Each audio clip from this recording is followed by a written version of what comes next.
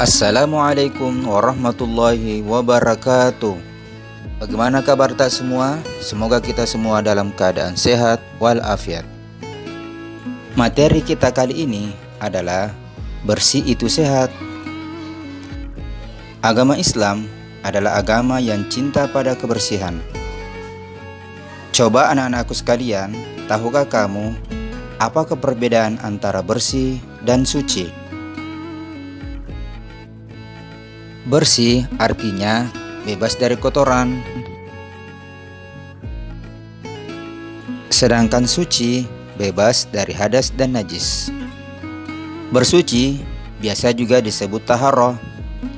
Taharah adalah kebersihan atau bersuci, yaitu suatu kegiatan bersuci dari hadas dan najis, sehingga seseorang diperbolehkan untuk mengerjakan suatu ibadah. Dalam agama Islam, bersih atau suci itu ada dua. Ada bersih dari hadas, ada bersih dari najis.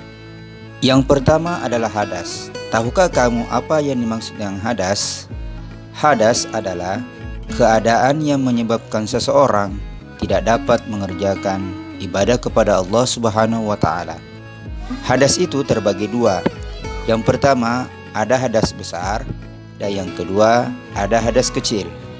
Hadas besar yaitu kotoran yang menjadikan seseorang tidak suci, sehingga ia harus mandi terlebih dahulu agar menjadi suci. Contoh, haid pada perempuan.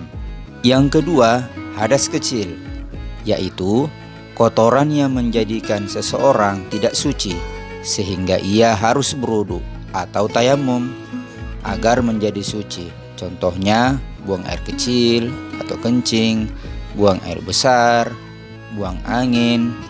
Cara menghilangkannya yaitu dengan cara berwudu atau tayamum. Berikutnya bersih dari najis. Tahukah kamu apa yang dimaksud dengan najis? Najis adalah kotoran yang menjadi penghalang seseorang untuk mengerjakan ibadah kepada Allah Subhanahu wa Ta'ala. Najis itu terbagi tiga. Yang pertama ada najis mukhaffafah, yang kedua ada najis mutawassithah, dan yang ketiga ada najis mughallazah. Yang pertama najis mukhaffafah. Najis mukhaffafah disebut juga najis ringan. Contoh, air kencing bayi laki-laki yang belum makan apapun selain air susu ibu atau ASI. Cara membersihkannya yaitu dengan memercikkan air pada bagian yang terkena najis. Yang kedua, najis mutawassithah, disebut juga najis sedang atau najis pertengahan.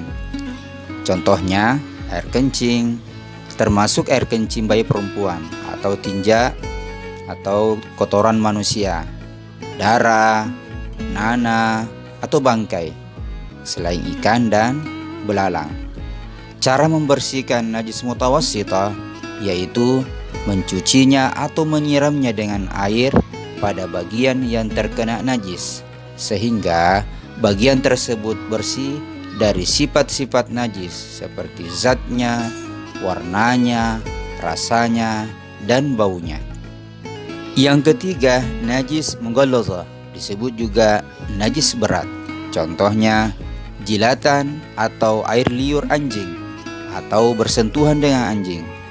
Cara membersihkannya yaitu membasuh atau mencuci dengan air sebanyak 7 kali, dan salah satunya dicampur menggunakan tanah yang suci. Agar kalian mudah memahami materi kita hari ini, maka anak-anakku semua perhatikan tabel berikut ini.